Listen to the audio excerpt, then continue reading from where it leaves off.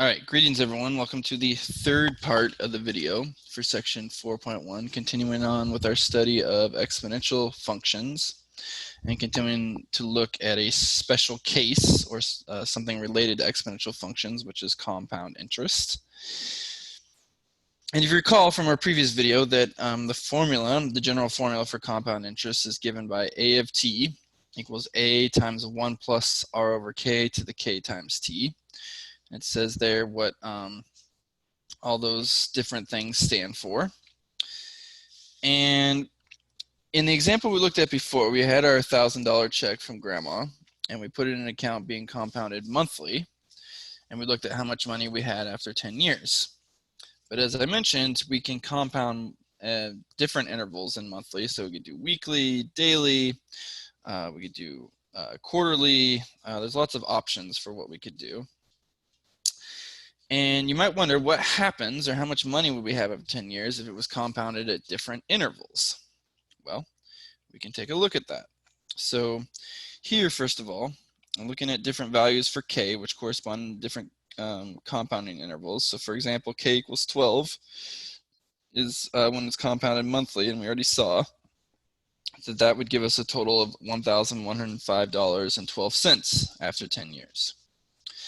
Now, if K is 52, recall that means we're being compounded weekly. And if we were to plug everything in, what we would get for our amount of money after 10 years is $1,105.16. If K is 365, which recall that means being compounded daily, we end up with an amount of money that is $1105.169. If we have K equals 8,760, so that's compounding actually every hour over a year, then we end up with $1,105.171. And then when we get to 525,600, that's minutes. So every minute now, we can see that we would have $1,105.17 again. So it looks like, if you notice the progression of the values here, okay, it looks like there's kind of a limit we're approaching, right? Like a value, kind of an asymptotic value there. And it turns out that's true. We also want to think about what is the most number of times we could compound, or as we keep increasing K as K goes to infinity, how often are we compounding? Well, we did like hourly to minutely, we could do secondly, we could do like microsecondly. If we keep increasing those numbers of compounding periods, what do we end up at? What we get to is what is called continuous growth or continuously compounding interest. Okay, and we have a formula for that down at the bottom. That's f of x equals a times e to the rx. And in this formula, okay, that letter E there, that's not actually a variable. That stands for a number, and that number is listed up above. So the number E is approximately equal to 2.718282. And this number is called Euler's number. It is not Euler's number, it's Euler's number. And it's kind of like pi. Like pi, we know is just a symbol, but it stands for a number that's about, 3.1415992 and a bunch of stuff. Okay, E is the same way, and I'll show you in a minute where there's a button for E on your calculator.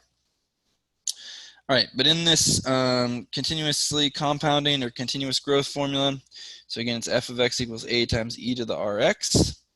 Here, just like before, a stands for our starting amount, and then r stands for our continuous growth rate. And of course, if we're given r as a decimal, we input it, or excuse me, if we're given it as a percentage, we input that value as a decimal. All right, so let's look at an example using continuously compounding interest. So suppose we have a bank that allows us to invest our $1,000 in an account that earns 2% interest compounded continuously. We want to figure out how much money we would have in the account after 10 years. Well, again, we'll use that formula we just had, the f of x equals a times e to the rx. Input the information we know. So we know a, that's our starting value. That's going to be 1,000. The e we leave because that's a number, right? The R value, that's our continuously compounded rate, or our rate of continuous compound. So that's 2% interest. So we'll input that as 0.02. Times, again, X in this case is going to be our amount of time. So it's going to be 10 years. So we have 0.02 times 10. So that tells us what we're really looking for is f of 10 here. So we go ahead and plug that in the calculator. So it'll show us where we can find that in the calculator. So if we go here, okay, so we're doing 1,000, and then that letter E appears in our calculators. You see down here in the lower left, there's this button ln, and right above that, you'll see e to the x. So what we can do here is press second, and the ln button, notice it puts the e in there for us. And then we can put in the other numbers we had. So we had 0.02 times 10.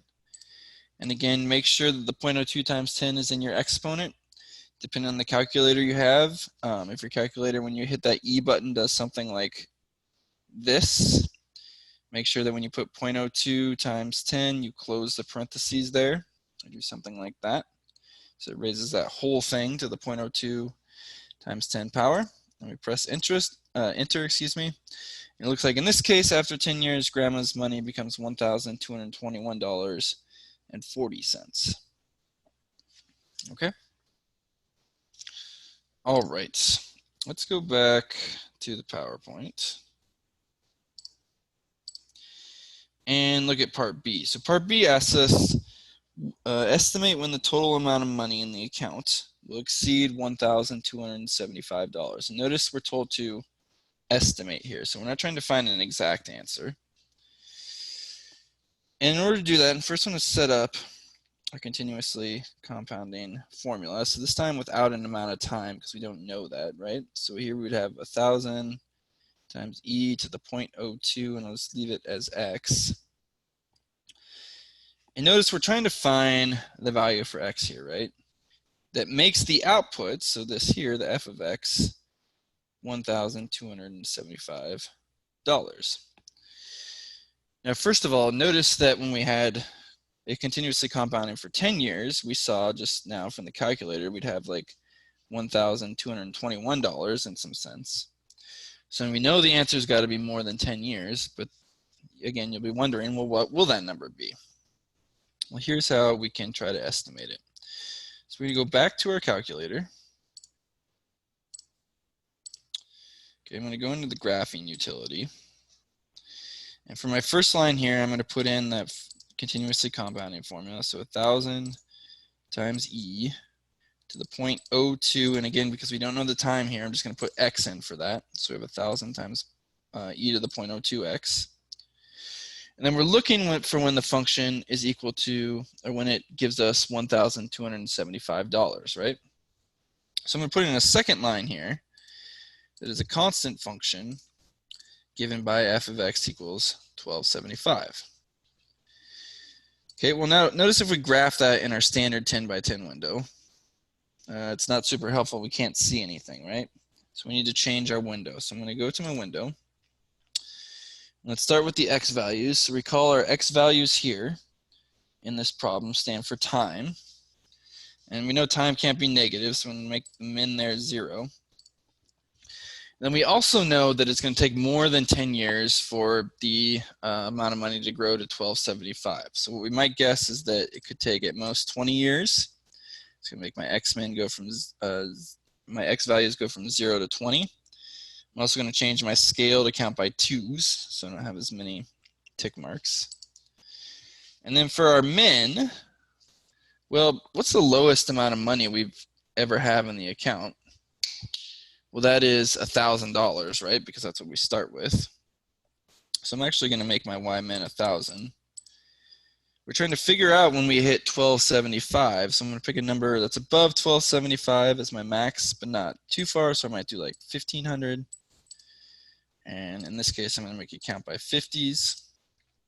Okay, so that's my window set up there. If I hit graph, notice now I can see there's my f of x function, and then there's the 1275. And notice that they intersect here at this point.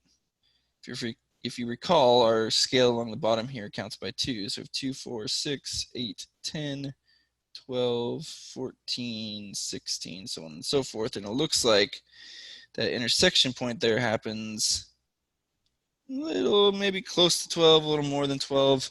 So we would probably guess that it's going to take about 12 years for the amount of money in the account to reach $1,275. Okay? All right, that's all for now. Thank you for watching.